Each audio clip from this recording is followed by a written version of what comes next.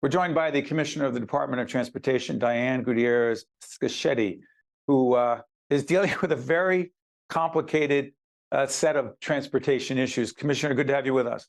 Thank you. Nice to be here, Steve. Could you do the New Jersey Transit situation first? You're not the head of New Jersey Transit, but you're engaged and involved, correct? Right. I'm the chair of the board of directors of New Jersey Transit. How are we doing there? As you know, we're facing some financial issues that are consistent with our transit peers across the country. As one of the few statewide transit agencies, our problem is a little bigger than others. But we are going to work hard in the next several months to come up with a plan, hopefully to help cut some of our costs and tighten our belts, and then look at new ways to find revenue streams that are sustainable for New Jersey Transit. But again, facing a very similar issue as many transit agencies across the country, as the federal COVID relief money, runs out and that program comes to an end. Commissioner, as you talk about COVID money from the federal government, the impact of COVID on mass transit has been extraordinary. Please talk about it. It has. Riders are still not back to normal schedules. Partly due to the fact that I think there's still some hesitancy to use the public transit system, but also because offices are now working much more of a hybrid schedule. So folks aren't going to their offices every day like they once did, and then, in turn, not using the mass transit system.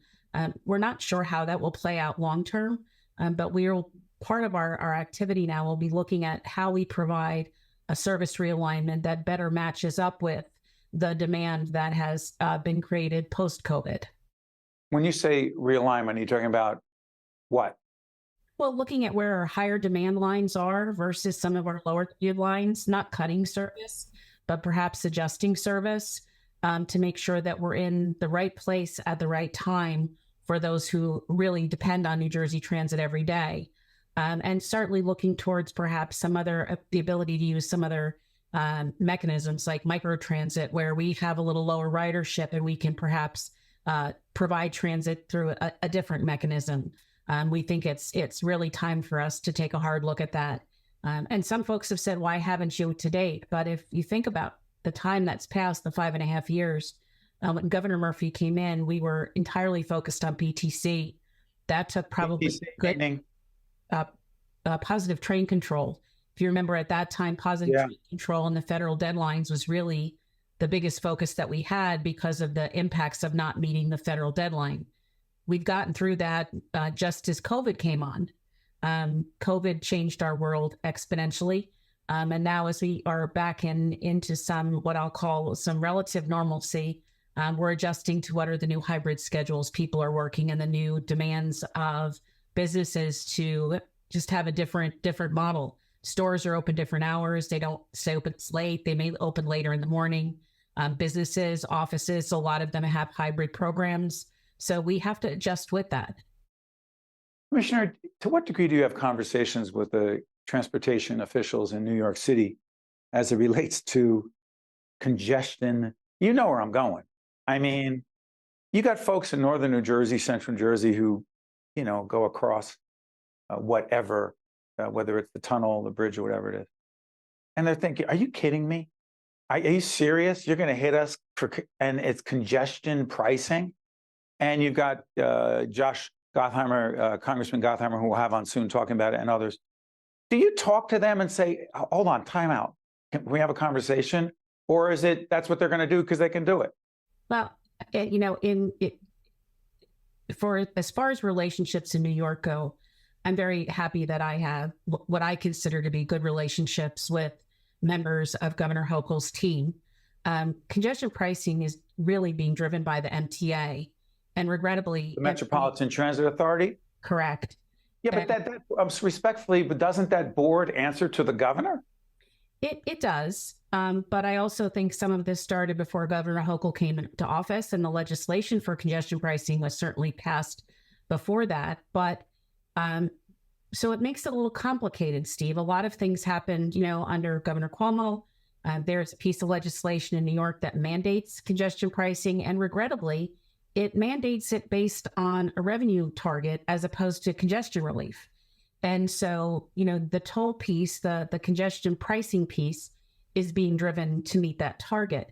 I do hope over the course of the next 20 days or so, we can have some substantive conversations with New York, the Traffic Mobility Review Board, who will be the board that actually sets the pricing policy.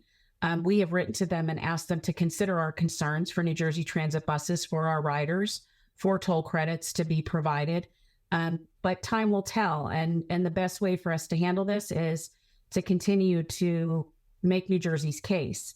The governor has been very clear that he's not going to sit still for this, for raising money for MTA, New York MTA, on the back of New Jerseyans.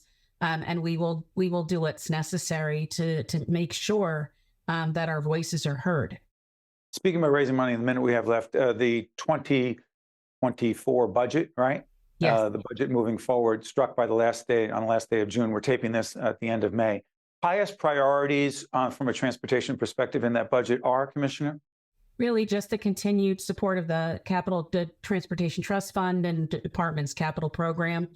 We have a significant program based on the federal IIJA funding that we've received. What's that? The IIJA is the Investment and Infrastructure Jobs Act. That was part of the bipartisan infrastructure law passed by Congress and signed by the president in November of 21. We're in our second year of that. It gives New Jersey about $300 million more a year in capital investment for our traditional road projects. And then we have another $200 million that is specifically dedicated to bridges. And so the department is working very hard to program every dollar of federal money to make certain that we can spend everything we get, in addition to applying for grants. So the continued support that transportation gets from the governor specifically, and also from the legislature, is incredibly important to New Jersey, making certain that our state of good repair on our roadways makes our economy go, makes our quality of life better. And, lots of people are going to be heading to the shore over the weekend for the start of the summer season. We're doing this right before Memorial Day weekend. Go ahead. I'm sorry. Yep, right before Memorial Day. So, we want to make sure our roads and bridges are always in good condition. People get a smooth ride. Our commercial traffic has access to the ports and airports that they need to continue to make New Jersey economically successful. And so, that capital plan that they approve for us is meaningful. We'll be going to them with some other legislation, we hope, to really improve safety. Fatalities is a huge issue that DOTs across the country is facing. We had a real pivot in COVID with high speeds, but I have to give a shout out to New Jersey State Police in my travels. I see them out on the road, really doing speed enforcement, which is critical to the success of any safety program. So working in partnership with them, I believe that New Jersey can really improve safety for our motorists and for our pedestrians and bicyclists as well. Commissioner, thank you. We appreciate your time. You're very welcome. I'm Steve Adubato. That's the commissioner. We'll see you next time.